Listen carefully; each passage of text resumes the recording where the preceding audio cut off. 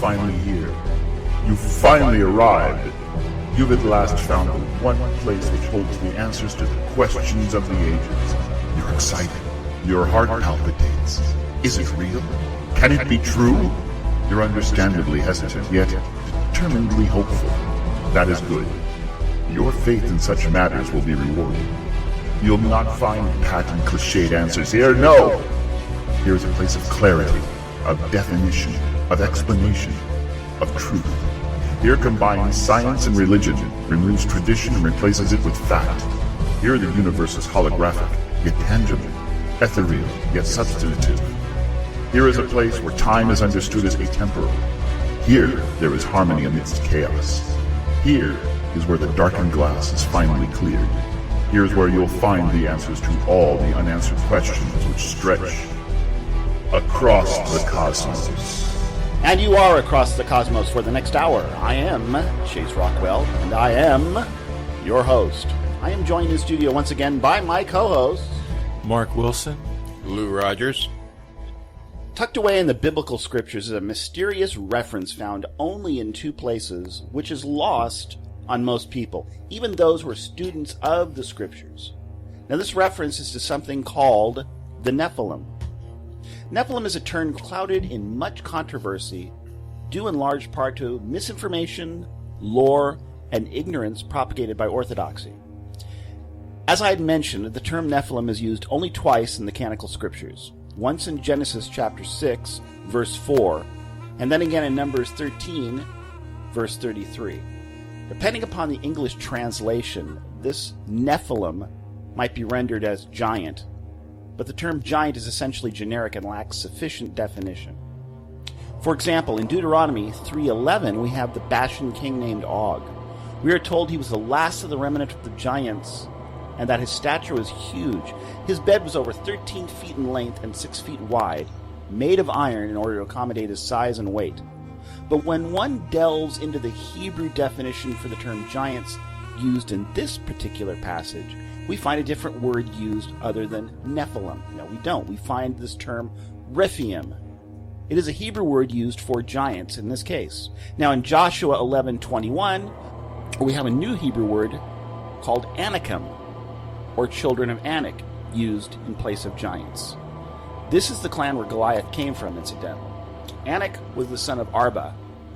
Kirjath Arba is where the modern-day town of Hebron in the west bank of Israel is today. Now, Hebron today is actually a Palestinian town, part of the Palestinian Authority. Traditionally, of course, though, it was part of the greater Israel. I bring that up only because it is a modern-day town named after the father of a Titan, who presumably was a Titan himself, or giant, or I suppose you could say Nephilim if you want to go that way. So what are we to make of this? Are Nephilim, Rephaim, or Anakim all different creatures? All were evidently giants of a sort, but when one looks at the Nephilim, the definition of the word is somewhat different. Then we've got this other term thrown into Job chapter 16, verse 14, called Gibber, or Gibor. But its Hebrew translation simply means mighty one. So can we equate that with Nephilim? Nephilim is defined as one who has come from above, or one from the clouds. There's been a lot of problem with respect to exactly who the Nephilim are. Are they the fallen angels? Or are they the offspring of the fallen angels? And we'll get into that a little bit more. This isn't a mystery that's easily unraveled. The original text of the Torah was not written in Hebrew. We've covered this issue before. Thus, we have a gap in translation when speaking about these creatures. Did Moses understand them to be something different than what the latter Hebrew scribes believed them to be? If one is to be honest, the answer we simply don't know. However, one also has to be cognizant of the fact that accuracy is something held in extremely high regard amongst the Hebrews. As they believed they were transcribing the very words of God Almighty, making an intentional mistake could result in dire consequences for the offender. And that generally translated into some sort of a gruesome death. As such, we have to proceed upon the belief that the Hebrew scribes translated the subtle nuances between these creatures as originally noted by Moses in the hieratic script that he wrote in, and made the translations sufficiently adequate. Additionally, it is reasonable to assume that these same creatures might still have existed on Earth as these various translations were being made. If you've got a scribe translating in 1000 BC, for example, many of the references that were made of these giants were still taking place. They were contemporary translations. They would have been well familiar with what it was that Moses even talked about in antiquity. Such personal observations on the part of the translator would certainly add validity to an original observation made by Moses. Therefore, they would understand that Moses was speaking of a particular type of creature, which today, I suppose, is largely lost on us. At this point, I'm going to do just a bit of shameless self-promotion, because it serves two purposes for this edition of Across the Cosmos on the Nephilim. In my book series, The God Principle, the world which gave birth to these various creatures is explored, somewhat in depth, but a lot of it is more of a personality profile of the beings themselves. Now, this is a fictitious version of events, as I understood them, but much of what I've come to understand about these giants is incorporated into my story and what we will be exploring today. The world that I'm talking about is called the Antediluvian Era, and that literally means just before the deluge or before the Great Flood.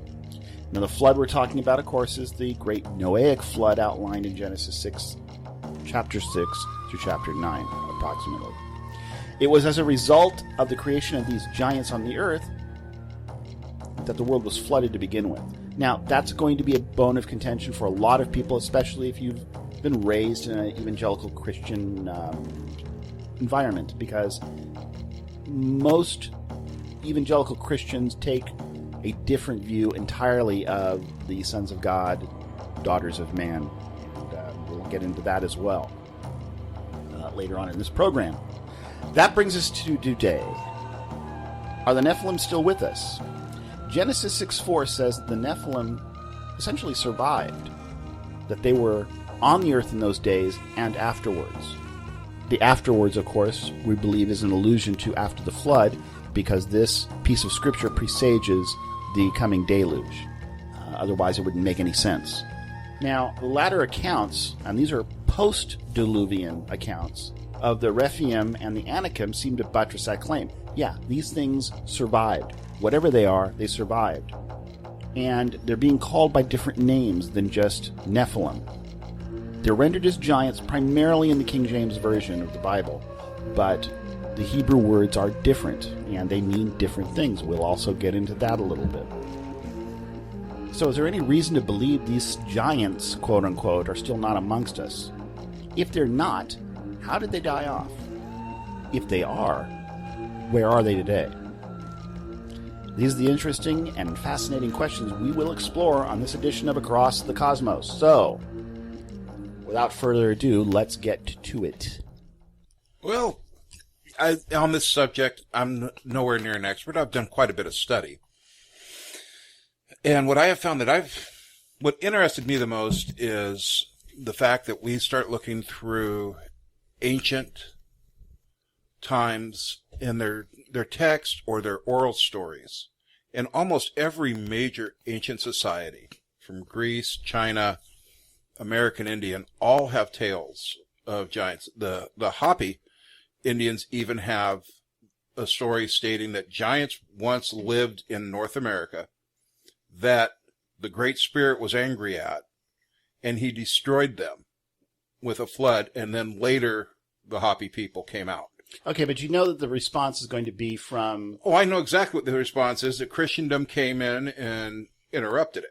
Well, no, I was more or less going in the direction of the critics would call this just base superstition with a very primitive people, and the need for gods to guide them. I have to interject there, because all we get from today's people is that everyone that lived years ago, thousands of years ago, was obviously stupid.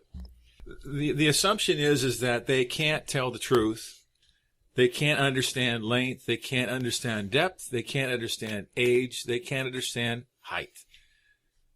That's what is said about the people in the past.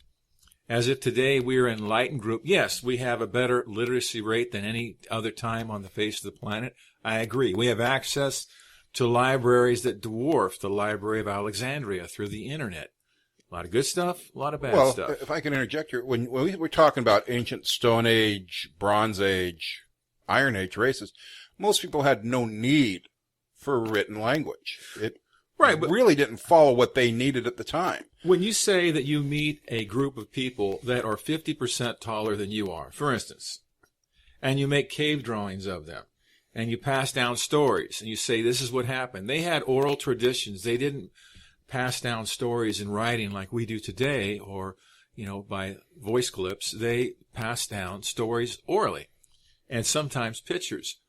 But there's so many races, starting off with the earliest known race, I guess you'd say that was a modern society, which would be the Sumerians, and they passed down stories of a group of people called the Anunnaki, who were approximately 50% taller than they were. So the idea, when the Hebrew people speak of giants, let's take Goliath. And not only Goliath, but his brothers were about the same height, it says. Sure. He was not 7 feet like our basketball players. Goliath was 9 feet tall. Supposedly 9 feet 9. Yeah, 9'9". So you can say that's an aberration. Like we had Robert, what was his name back in the 1920s? Wadlow. Robert Wadlow, that grew to 8'11 and a half and then died. But this Goliath was nearly a foot taller and huge. Strong. Well, he was strong, though. He was mobile. Robert Wadlow was hampered by his height because it wasn't innate to his physicality. Right. It was a pituitary gland out of control. It was a freak of nature. Well, we call that giantism. Giantism. But whereas Goliath and his brothers, his Andre the family, Giant, was all the same height, approximately. So we run into this situation time and time again in the Hebrew Scriptures, but also all over the world, where it's about the same. It's about a 50% difference in height, where there's these giants that dwarf the men of the area. And so to say that they're all lying, well, when you have a consistency throughout our planet, down in South America, they're the same stories of these beings that came down from above. That's part of my point, is through our ancient times, we have people that could not communicate with one another. Yeah. And yet they have the same story. Mm-hmm. That giants walked on the earth and then something destroyed them, wiped them out. How many flood stories are there around the globe if you go back into the ancient history? Now, none of these people could communicate with one another. So that's society. BS. If someone said that they came over on a boat later on, they shared stories. We're talking about closed systems. In 1890, an English anthropologist named James Fraser wrote a book called The Broken Bow. And it was... Was that bow or bow? Bowel. B-O-U-G-H. Okay, I thought it was about going to the bathroom. And it was actually titled after an earlier work, artist by the name of J.W. Turner, who had a painting also called The Golden Bough, which depicted a sacred grove where a certain tree grew day and night. It was a transfigured landscape and a dreamlike vision of the woodland lake of Nemi, Diana's mare, where religious ceremonies and the fulfillment of vows of priests and kings were held. Fraser's goal was to compile stories worldwide on how religion all tends to have similarities irrespective of its origins. Mm-hmm. Be it religions from the East, religions from the West, Catholicism, Protestantism, etc.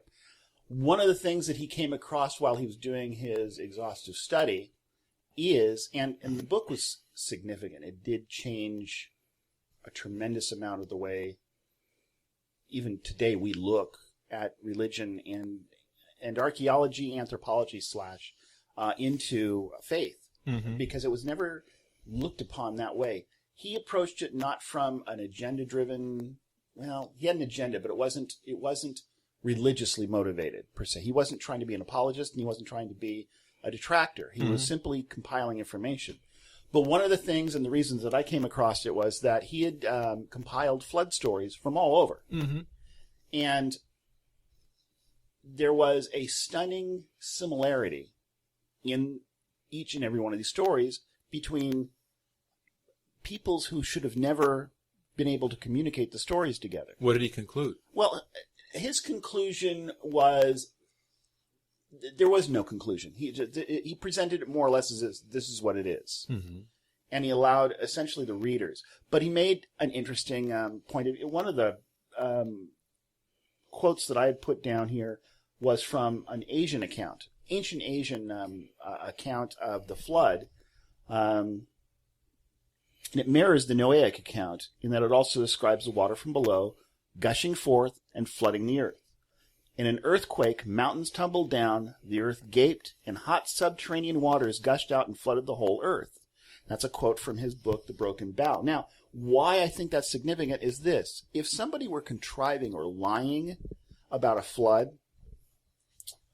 why would they incorporate aspects of physics that would have been unknown to them? Mm-hmm. Yet they all incorporate the same thing. When water, as is supposedly theorized by a number of Christian, Walter Brown, PhD being one of them, that there was subterranean ocean that essentially lie beneath the outer crust of this earth prior to the flood. The biggest detraction is that such water under pressure would be superheated. It'd literally bake the ground. Mm-hmm. Well, maybe not. Okay, you have to understand that that would depend on the depth of the it water. Would depend upon the depth of the crust. Yes, how far down was the water between the crust? Exactly. So, but one thing is incontrovertible with physics. Under pressure, it would remain in a liquid state, irrespective of how hot it was. But once it escaped, it would not escape as water; it would escape as superheated steam. Well, and this is exactly what he's writing about from an ancient account. Mm-hmm. He wrote about it in 1890. Yeah, that would be no different than poking a hole into a radiator that is under pressure. You know, it's going to come out of steam while it remains water in the radiator. Exactly. Right. Well, it's the same principle here. Water under pressure, superheated, it doesn't break down because the pressure is able to contain the molecules and stop it from breaking down. Exactly. And it forms a steam vapor. It would otherwise expand. Also, there's another... And thermodynamics alone makes the temperature from the crust layer on the outside of the crust layer and the superheated steam below it, it will equal out. That's what thermodynamics always does. It always seeks an equal. So it doesn't always have to be superheated water either. No, but my point was... The propellant, what created the escape, what created the water to rise upward in the first place, the magma, the pressure pushing up, heating the base of the water, sure, and creating pressure. You pop like a pimple, and you get a release at various junctures, various fissures, and a lot of cool water that's already underneath there can come out with it. So yeah, exactly. But my point is that at a time when these people didn't have, and let's be honest, we didn't have a bunch of physicists running around in ancient Asia or ancient Near East or ancient Americas. There's aspects of physics that should not have been known to them. If they were simply creating a story, they would not know this. They would not know to incorporate it. Right. At this point in time, this is even before the steady state theory of how the universe came to be. So, well, this is an ancient account that he this is when down through Asian lore. Well, I'm talking about the book being written at the time the book was written in 1890. Right. At that time, it was still accepted. God created it, and that's the end of it. But that wasn't his approach. Fraser's approach was dispassionate. He just simply wanted to recount. So when you look at that aspect of the worldwide flood scenario in conjunction with the worldwide giant scenario, you have to wonder. We can always pass it off as mythology. Like today we know better. That's what we're told. We teach children today. We know much better. We know so much more than our ancestors did. So those stories and those myths and those legends are just that.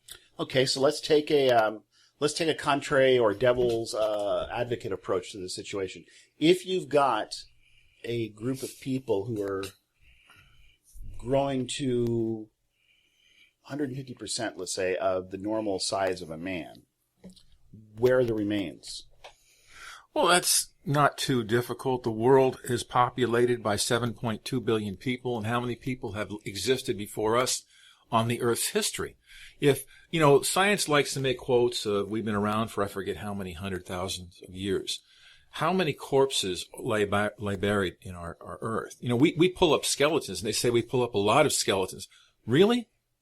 We're not pulling up that many skeletons. For the ratio of people dying, no, we're not. No.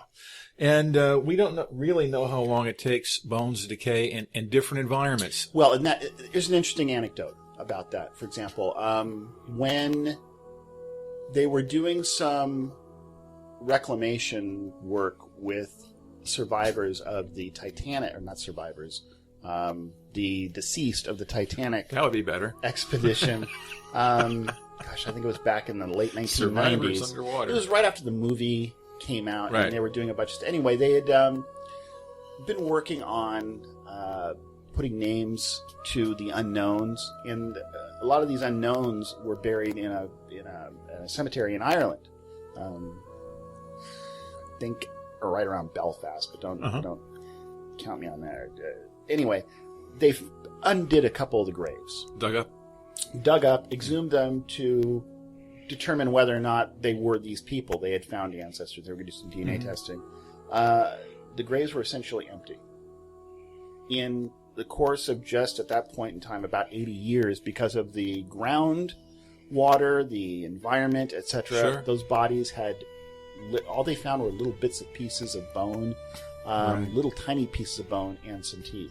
Mm-hmm. A fully, a full human body had completely been absorbed by the and I'd read something about that when Richard Leakey was asked that years and years and years ago. Why are you finding all these bones in only certain areas? And he was very candid in that environment plays a large role. If you are in a climate that is moist, if you're in a climate where there's a lot of I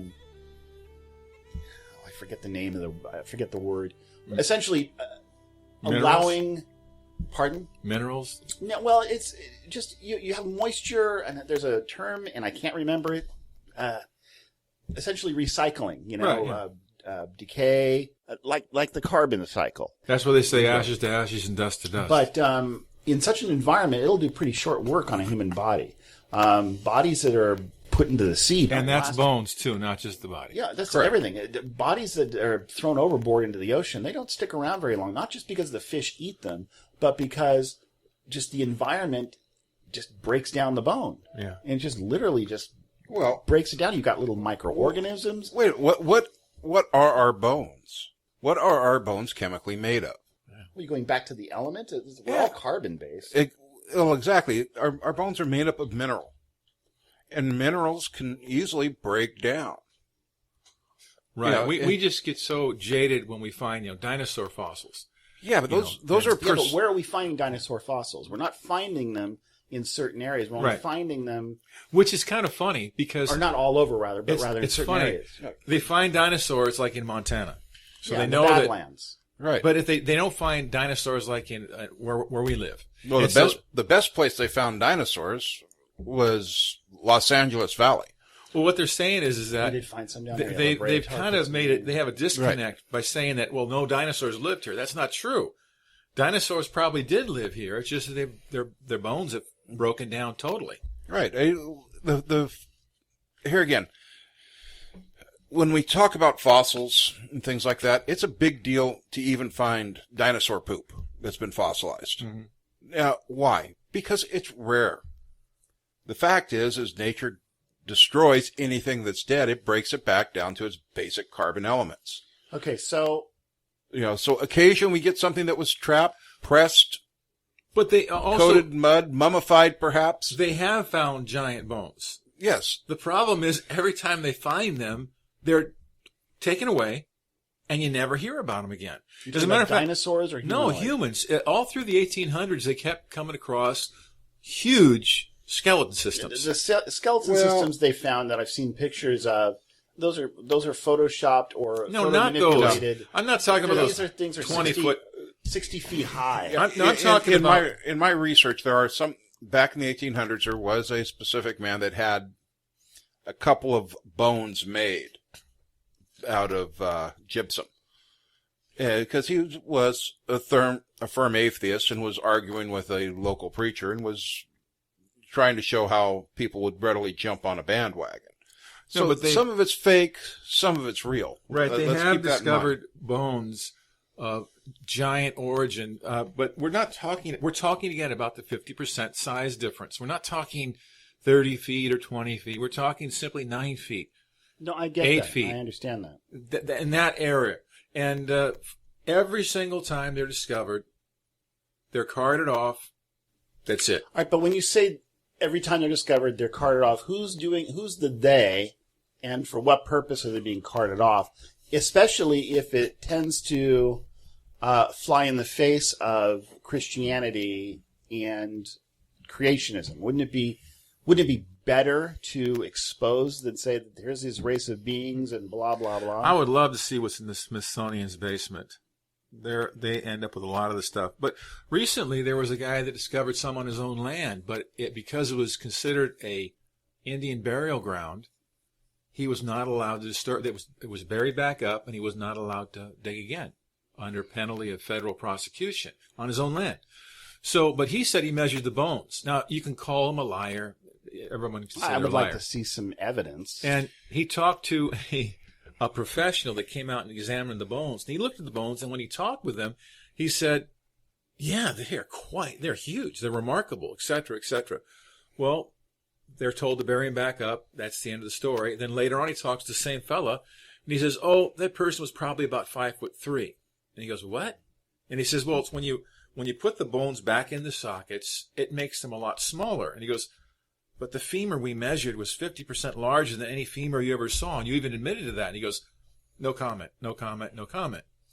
So whether or not there is a conspiracy to cover this up, I don't know. That's an interesting concept. As of December 3rd, 2014, according to worldnewsdailyreport.com, the Smithsonian admits to destruction of thousands of giant human skeletons in the early 1900s.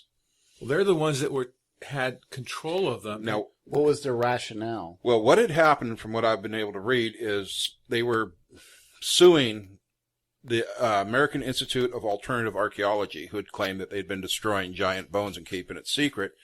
And the Smithsonian Institute took that as a defamation suit. Mm-hmm. And through the course of the trial, they've been a major cover-up revealed in the early 1900s by the Smithsonian Institute to get rid of these bones. Yeah, because it screws up the way anthropology has put together the model. It becomes very, very destructive to them, because all of a sudden we have counterproduction as far as they're concerned, and they're fighting to maintain the science. I guess it's me, but I'm not following the motive here. If you're trying to illegitimize Christianity, especially the way Orthodox Christianity has painted the history of itself, wouldn't the introduction of these beings help to do that? Because Orthodox Christianity subscribes to the Sons of Seth theory. Well, no, that's a pocket. It's a pretty big pocket. I can't go into why the Smithsonian has done it. I can only refer to the court case that they were talking about. And in this one court case, I'm going to quote a part of it.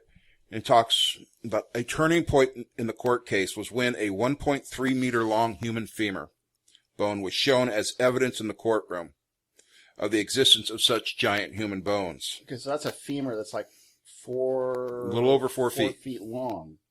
Yes. And the normal femur is? Less than 2. Yeah. A foot and a half. So we're talking, yeah. Right. And it goes on. The evidence came to a blow to the Smithsonian lawyers, as the bone had been stolen from the Smithsonian by a high-ranking curator in 1930s. Yeah. So The problem is we're getting back to a period in time where record keeping was sloppy. Well, and it was what it was. Had any, But the lawsuit was more recent. Right. The lawsuit. And there's also photographs. No, they're Where's not the idiots. Photographs? It's kind of like NASA with saying there's no such thing as a UFO. And they say, where's the photographs? There's no photographs. Well, there's thousands upon thousands upon thousands of photographs. Okay, so let's conjecture for a bit here, because when we talk about the Yeti, a Bigfoot, Sasquatch, fill in the blank. Right. These are stories that are all over the world. Right. Here in the Pacific Northwest, we've got Bigfoot or Sasquatch, I forget. Bigfoot. One Indians have- call them Sasquatch. Depending on whether you're of Native American heritage or not. I always forget. But right here in our area, Yes, as a matter of we- fact, in fact, there have been we- many sightings. These beings are supposedly 8-9 feet in height, covered in hair, etc. Are we? I thought they were 7 feet to 8 feet high. No, they've described it as they're huge. big. There's Okay. that stupid video movie. I'm going to go back to the American Indian legend of the giants that they talked about. Now, what they talked about was these giants could run alongside a running buffalo and pick up the buffalo under one arm and rip a leg off with the other hand and walk away eating it. That's how big they said they were. And they did this a lot. Evidently. Those might have been stories passed down. I don't know. They're obviously stories passed down. Superstitious, probably embellished, more than likely. That doesn't rule out the possibility. Well, no, there are many stories of a race of white people with red or blonde hair that lived here even before the Indians. This is true. The red-haired giant. Uh-huh. Okay, but here's the deal. When I was doing the research into just now, I'm talking primarily about just the Hebrew translation. The only time I found stature associated with giants is for the Anakim and the Rephaim. Which was? Those were, Rephaim was from Og, King Right. Og with the big iron bed. And Well, instead he had a 13-foot bed. He could have been a midget. Well, He just liked big beds. Yeah. Like some people like big cars. No, that depends on. You got to remember that it was measured in cubics, and it depends on the size of the cubit. The two different measurements we have. Cubic Right. could be between 13 and 15'9". Right. So anyway, it was. he was tall. He was big, and then you have the Anakim, which is where supposedly Goliath and his clan came from. Right. So And they had 6 fingers and 6 toes. yeah, and double rows of teeth. according to scripture, that is true. From what I'm Didn't say anything finding in about my history, didn't say anything about the teeth, but it did say about the toes. All right, my point is this: when you get into the Nephilim, however, that does not hold true. The giant is more in ferocity, in reputation, in presence. It has nothing to do with physical size. They were like Hercules. And there's this difference. But see, when you get into King James translation, for example, they just cobbled it all together. Right. And so you've got this big mismatch, and we don't really know who we're talking about. But the term Nephilim is used only twice in the scriptures. And that's in Genesis and in Numbers. And they had to say, like one reference is, they were mighty men, men of renown. Which is really interesting. Because if you read the stories of the Greco-Roman heroes, where the gods come down from Mount Olympus, let's say, and choose a woman. Mm-hmm. They took whom they wanted. It was considered a great honor if a god came down and had sex with the woman. Right. And they would always produce an offspring of a hero, like Perseus was born that way, or like Achilles was born that way, or Hercules was born that way. And they would do great and mighty deeds. but they didn't stand out from the rest of the crowd. They just They did. They were the so same far height. as their lore, Their but ability. their physical presence was not dissimilar from that of their But you didn't look human at counterparts. when Hercules walked into a crowded room, they didn't go, "Oh, that's Hercules," because he's taller than everybody else. Right. Extremely strong.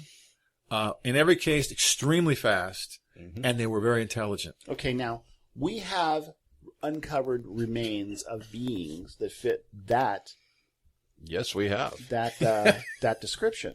But you know how It's just like the skeletons that are removed systematically that are large. And you think, well, why would they do that? Because it screws with the way history's set up, anthropology is set up. Logically. Yeah. Anyway, and I don't know where they're going with this or why, but when you speak of the class of beings who you're going to make reference to in just a moment, you'll hear what it is. They're always shown as pretty docile, pretty stupid, kept to themselves, and they eventually died out. But they don't bang on the table. Right, they don't bang on the table. No, they don't. Sorry. But, there are some problems with that whole scenario of them being docile. Well, them it doesn't being fit the narrative stupid. or it doesn't fit the evidence at all. Okay, and the remains that I'm talking about that we have found are Neanderthals, and Neanderthal man was first discovered in the Neander Valley, which is in Germany, right around 1856, maybe 1854. They've since uncovered Neanderthal man pretty much all over Europe. But largest concentration was right in that area initially. Prior to that, no, we didn't know they were there. We didn't know anything. Well, the interesting thing about evolution with respect to anthropology is that we judge intelligence based primarily upon brain capacity. So if we've got a larger brain capacity, the frontal lobe, you generally are dealing with someone who is more intelligent. Now, that is the rule that evidently applies all across the board in anthropology, except when you come to Neanderthal man. They said they were stupid. Neanderthal man has a larger brain capacity than Homo sapien. By quite a bit, actually. Yeah, it's noticeable. It's significant. And their skeletal structure. The skeletal structure is denser, more compact. Their height difference is not out of average. Let's discuss the fact that they're denser bones. What has anthropology taught us about beings with denser bones? Well, they're stronger. They're stronger. That's the reason for the density of the bones. Anchors of sinews that the bones the muscles are attached to. Right. Were much bigger. It's the same thing. If you have a chimpanzee that's 4 feet tall, he'll tear you to shreds because not even with the teeth, but just the mere strength of their design, they're so freakishly They're 4 to 5 times stronger than a human being. I have a guy now. He raised 4 chimps. And you're right. The tallest was standing on his feet, was no larger than maybe 3'8" or something like that, 3'9". Yeah. Okay. He would play with them since they were little babies. He got them when they're young. And when they get older, they sometimes get crabby. Well, he went to go play with them. Okay. He's 6'5", 230 pounds. Now you got to get this in your mind. He went over to play with him. The chimp got mad, grabbed him, picked him up over his head, and threw him. If it was nothing. You look at the size of the chimp, and you look at the size of this man, and you say, well, where does the power to do this come from? Because the chimp isn't just smaller. The weight is so much smaller. It's not even close. They're like 90 pounds, 85 pounds. Right, but their muscles are denser. It's a different... It's like you can go to WWE and see these big, huge, bulky wrestlers and so forth, and they think they're full of power and they're jacked on steroids. You put them in the ring against just a chimp, watch what happens. No, they get their claws. Or take a gorilla. If a gorilla, there's no chance. Take a silverback gorilla. Teach a silverback gorilla to box. They stand in it about... Mixed martial arts. What do you think would happen? No, I think they'd be the ruler for a long time. They stand about 5'10". That's about it. Right. Okay. Maybe a huge one, 6 feet, but their head's like 2.5 times the size of a human. And their muscles are so different. Much like Neanderthal, their muscles are... But the brain capacity of a gorilla is smaller. Right. Much smaller. Well, frontal lobes are much smaller. And here's where evolutionists are going to jump in and say, well, that's where the Neanderthal man came from. He branched off of... Then how strong would this Neanderthal man be, really? Exactly. Compared to human? They'd be very strong. A lot stronger. And here's the problems that I've heard with the arguments. It's kind of like, okay, Neanderthal man died out. How? If the humans are weaker, and that's provable just by the evidence, where did they... Because they say the humans were smarter. But that is conjecture, not borne out by their very own rubric. They say that they had to interbreed, and there was less and less clans. Why did they have to interbreed? Don't give me conjecture. Give me evidence. That's what they show. Here's what we know: Neanderthal man and human beings coexisted. They coexisted, and they produced offspring. Mm-hmm. They have found traces, and there's an article. Oh, there's no question they did that. We can find people today with Neanderthal in their genes. Yeah, there's an article from Fox News and Life Science Channel. Neanderthal woman's genome reveals unknown human lineage. Okay, so they uncovered this Neanderthal skeleton and DNA tested her, and lo and behold, she's part human. So this BS that we existed in two different times long ago was shot out. Right. But that was the standard line. Oh, human beings and Neanderthal man are separated by thousands and thousands of years. If you go with... And they really don't know what they're talking about. You got to set evolution over on the table right now. Because evolutionists don't understand there's a split in their very science. Upward causation, random upward causation. Right. That's what evolutionists subscribe to, and they don't really know what that means. That means there's absolutely no rhyme or reason other than nature's course. And they would always describe nature as being pretty smart. Nature knows what it's doing as it's a being or something. That's not the way it works out. But with Neanderthals and with human beings, they were on the earth at the same time. I think there's actual evidence to support that claim. That's not just now. How did that happen? That's fact. Now, how did that happen? They want to say that Neanderthal evolved from the apes as humans evolved from the apes, but I don't see that's the way it's going with humans. I mean, that's what everybody says because did you know? It's a branch, I don't know that there's actually consensus anymore because of the discoveries, because of the leaked information. It's turned the Neanderthal problem has bedeviled anthropology. They were on the earth. It is the same to them as wave function collapses to quantum physicists. Well, quantum physicists can handle it. They get used to it.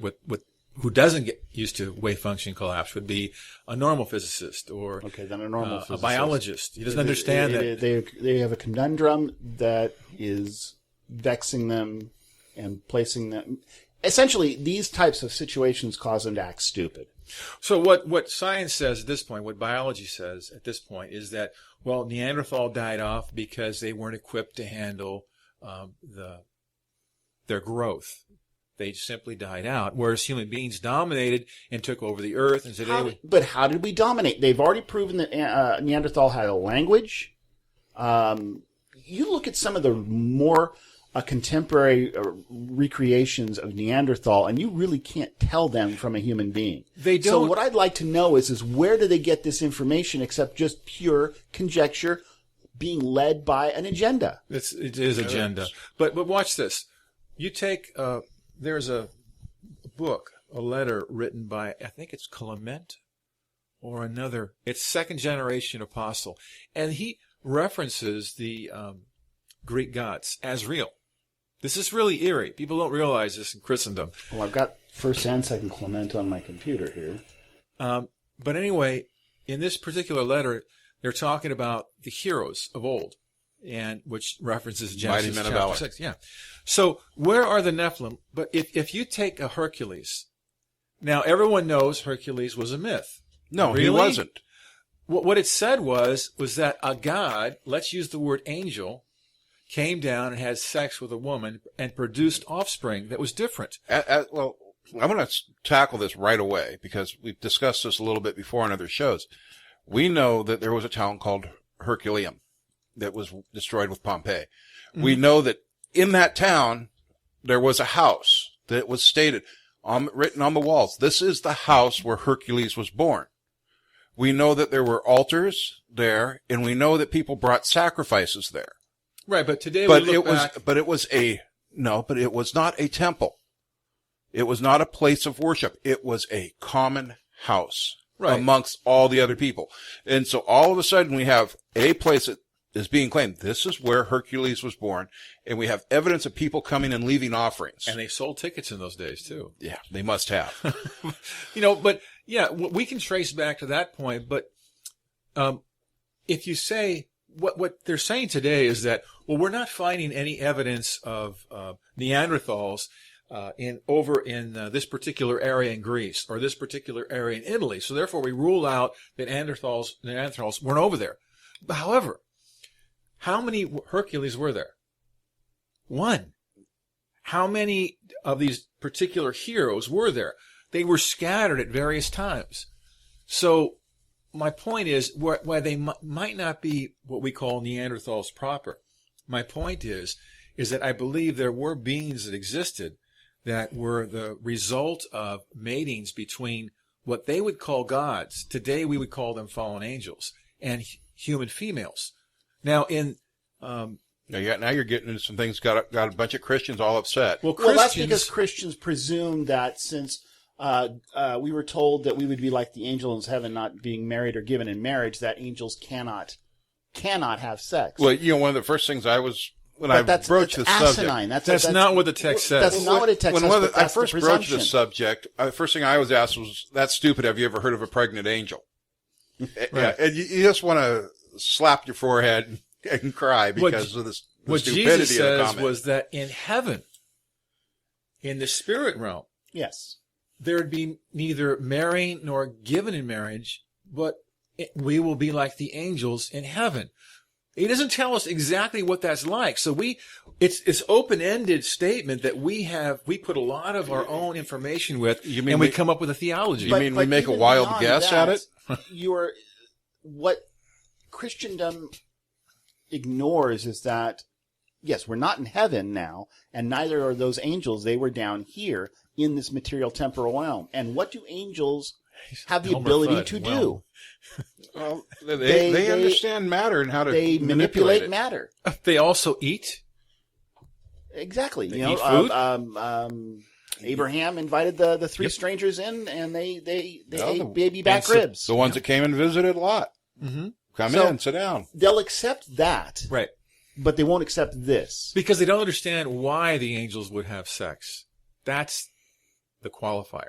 They don't understand. They look at it. Well, if we get into the book of Enoch, we'll get a little bit behind that motivation. But just looking at the Bible, without going into Enoch, because they're going to say, well, Enoch's not part of the Bible, I refuse to listen to it.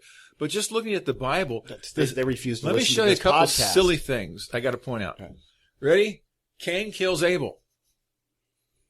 All right? Boom. He's told to hold his temper, to watch it, or it'll overtake you. Sure enough, he rises up and kills his brother because he's jealous.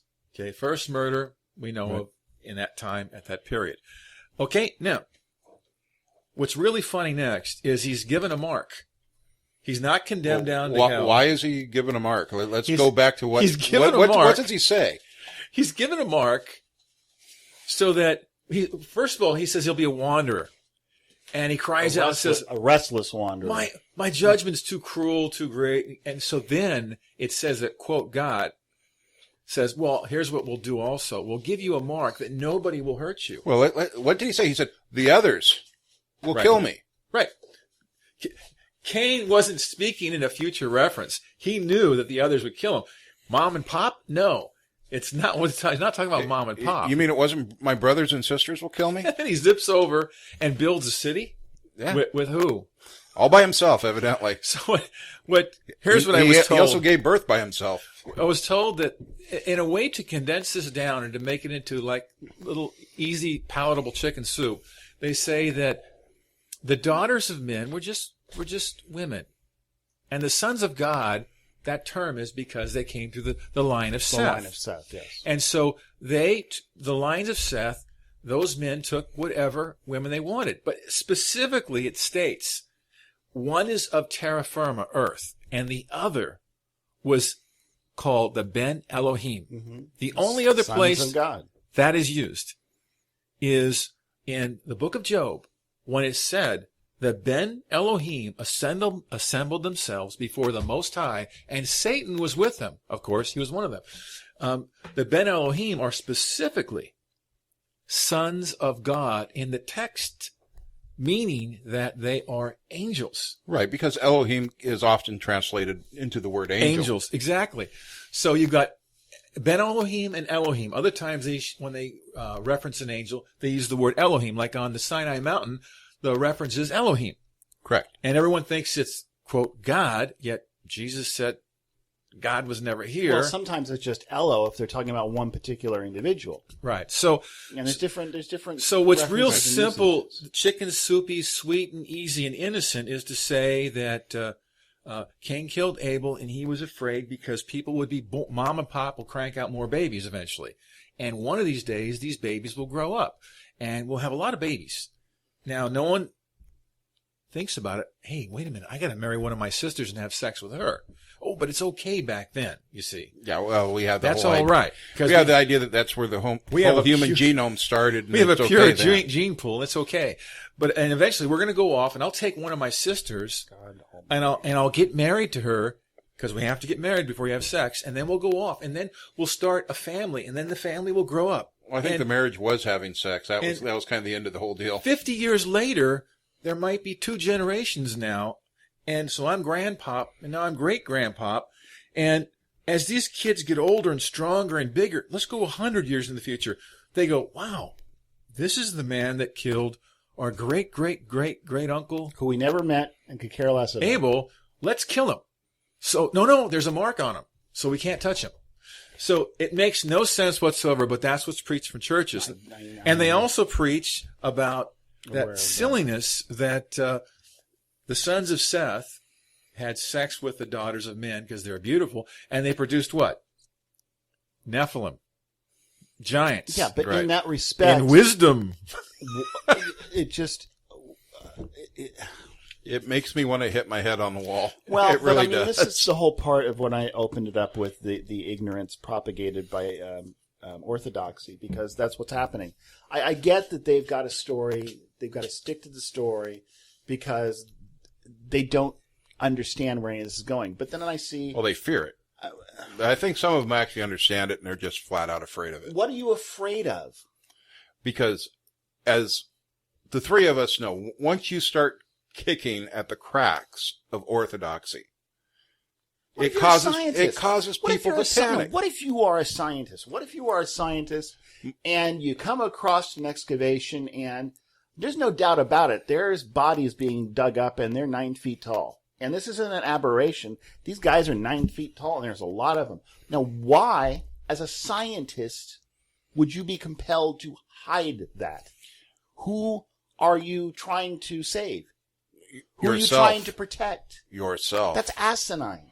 Because there will be recompense to pay for going against let's the system. talk about crap for a minute. We're going to talk about crap. Okay, let's talk about crap. Let's go to the Bronze Age. How do you make bronze?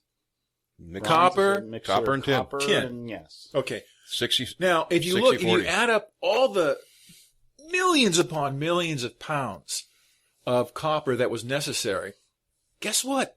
It doesn't. Today we can add those things up. Doesn't work. Where do they get their copper from? Well, guess where they got their copper from? They have copper mines right above the Great Lakes in America. They said that Christopher Columbus was the first one that discovered America. Indians were already here.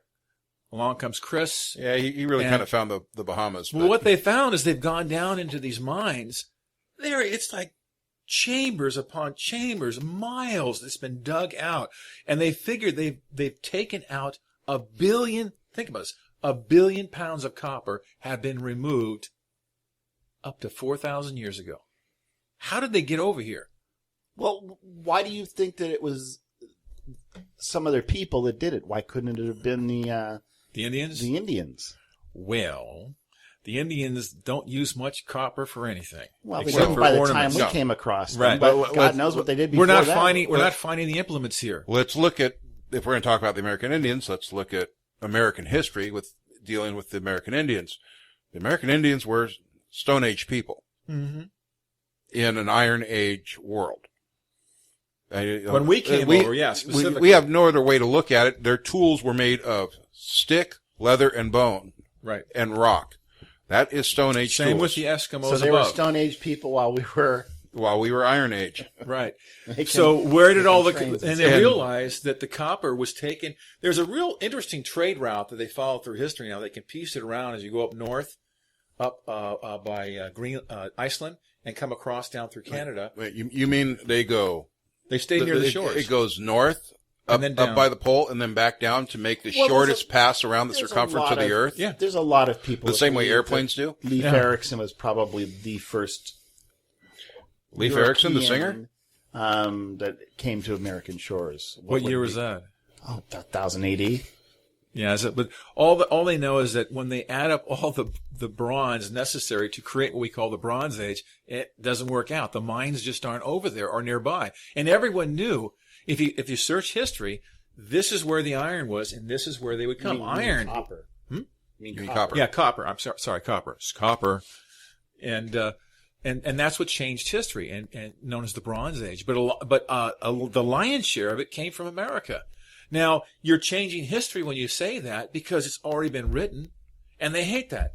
But if you test out what I'm saying, you will find that the Bronze Age was fueled by the mines of America, regardless of what is taught in your history books out there. Now, with the line of Seth, it is so ridiculous for anyone to believe that any longer.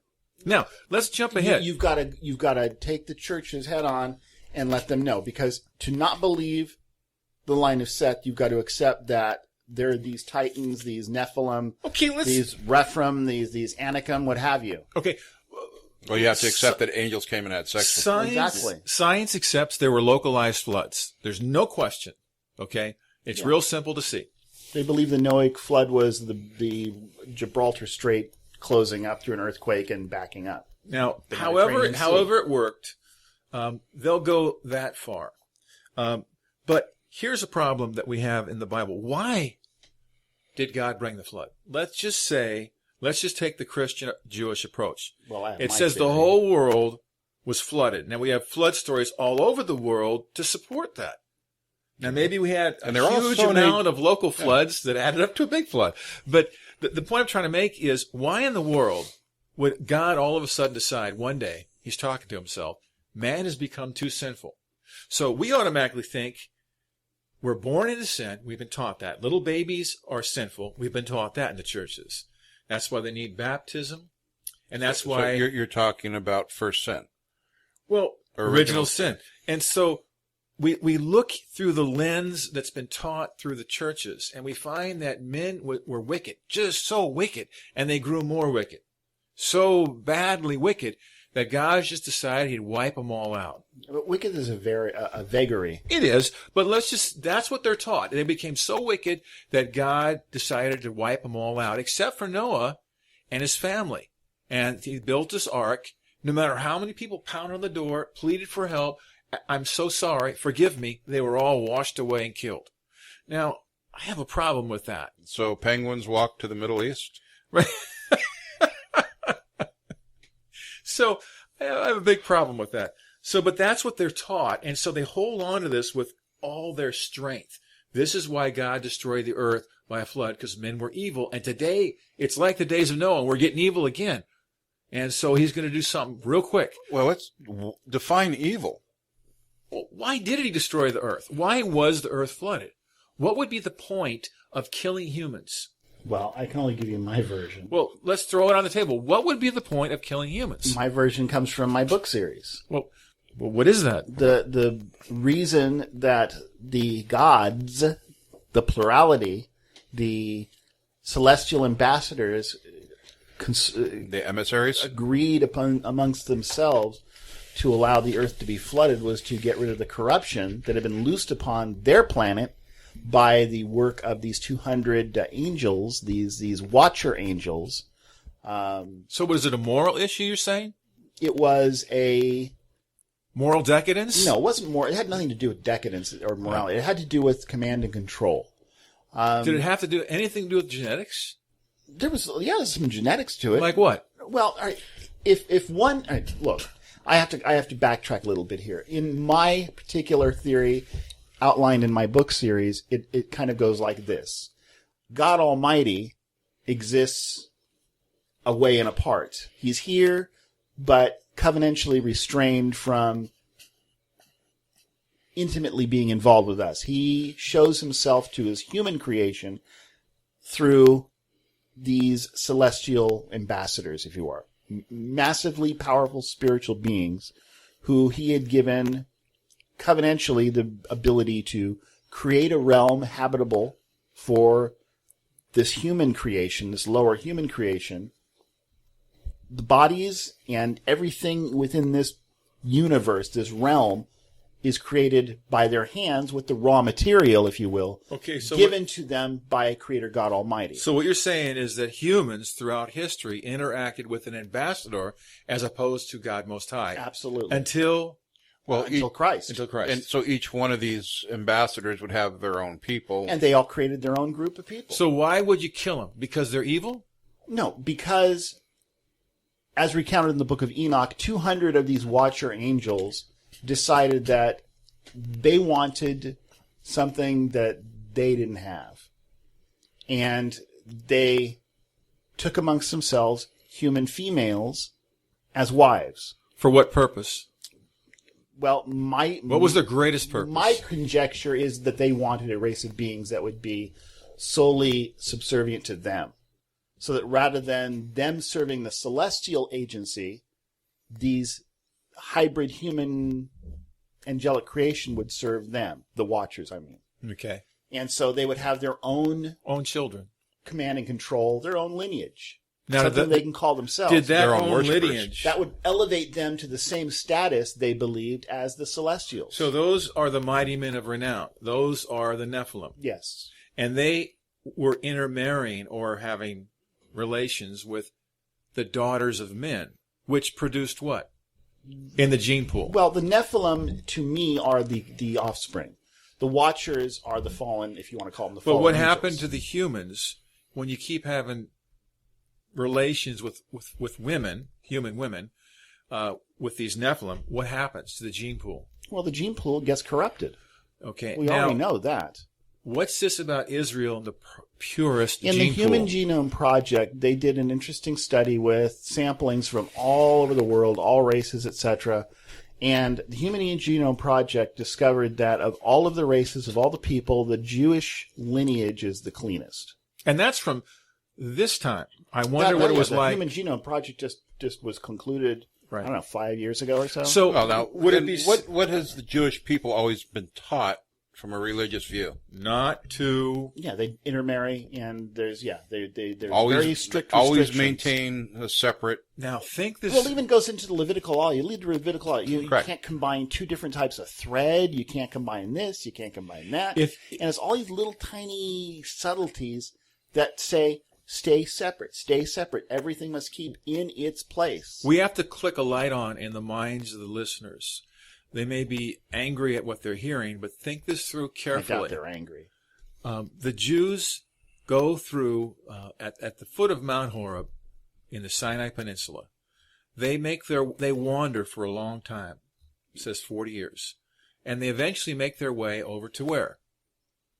The land flowing with Canaan. milk and honey.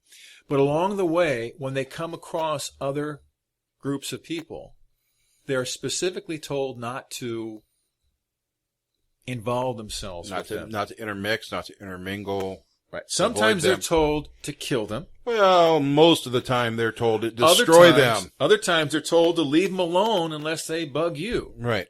You know, one time a guy falls for this one woman who's an Israelite and takes her in the field, but really loves her, and decides to, make amends by he wants her as his wife. He really loves her.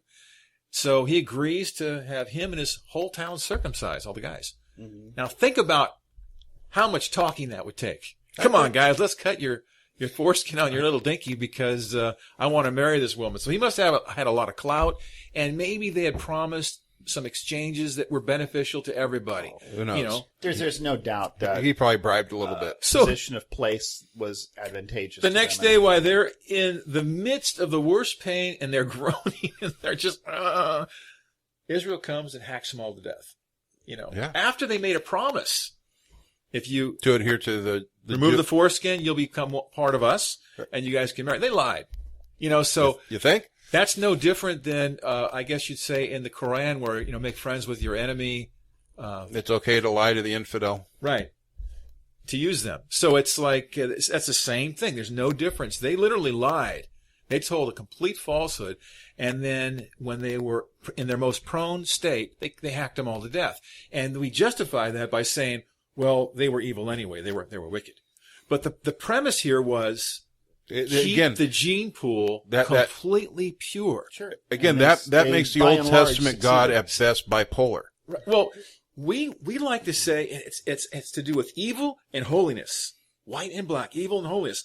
But that's because the more primitive we are in understanding the physics, understanding the science at that particular juncture, you just simply say the rules. Don't intermarry because it's a sin to do so. Now, when you're older, you say, well, Daddy, why is it a sin? Well, because I said so. And if you do it, I'll kill you. But let's take a quick example of the law, if you will. Do not eat shellfish. Mm-hmm. Stay away from shellfish. Well, personally, I like clams. I like lobster. I like mussels. But, especially at that time, they were a breeding ground of salmonella. Right. So was there a purpose in saying don't eat it? Yeah, because you're going to eat it, you're going to get sick, you're going to die. The ceremonial washing of the disciples. Right. That's funny. In the Bible, they say, how come your disciples don't wash, ceremoniously wash? They didn't realize it was to remove dirt and disease. Right. At that time, they had no idea about bacteria. But those laws were given, they were good. So this angel was smart, or these angels. But the whole idea, you see the Hebrew people moving towards what we call Israel, land of Canaan. They're to stay totally genetically pure. And why do they have to stay genetically pure?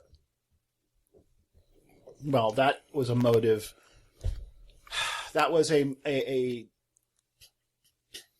motive that I use within the story, within my story. It's really critical, it seems. Well, were they truly genetically pure? Where did they just come from?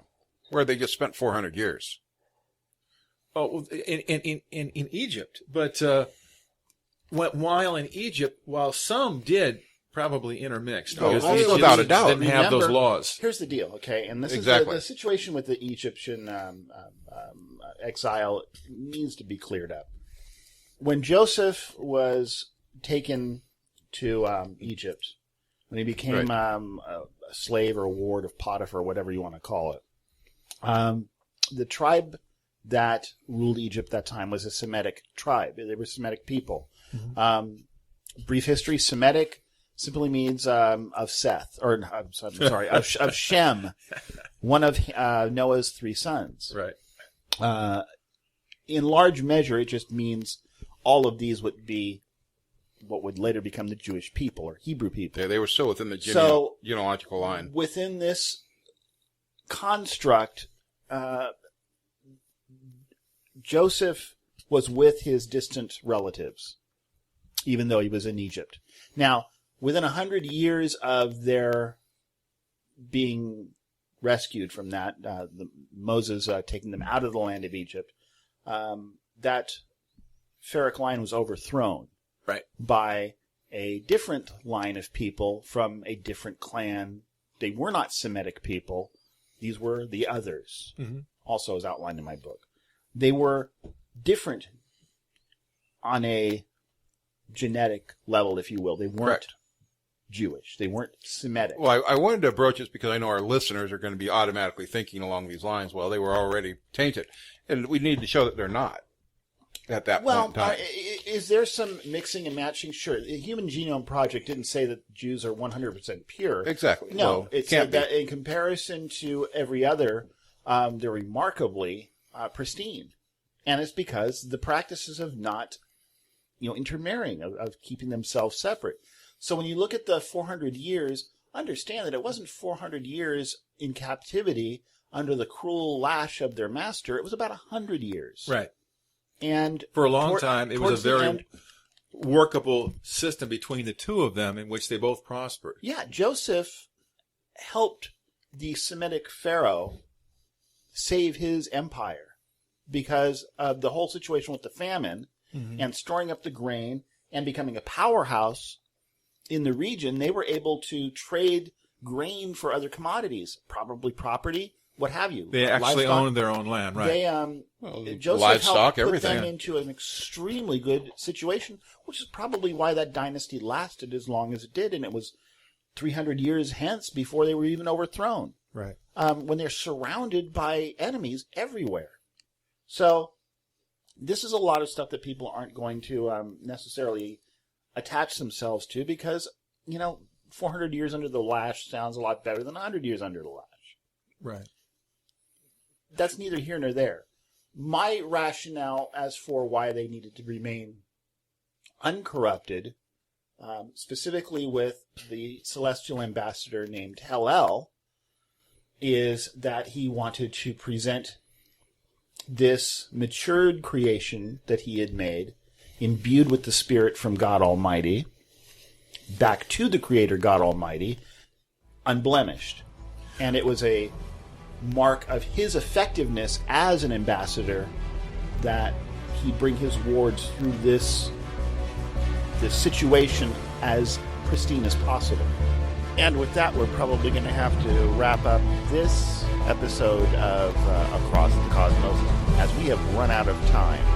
So, for Mark Wilson, Lou Rogers.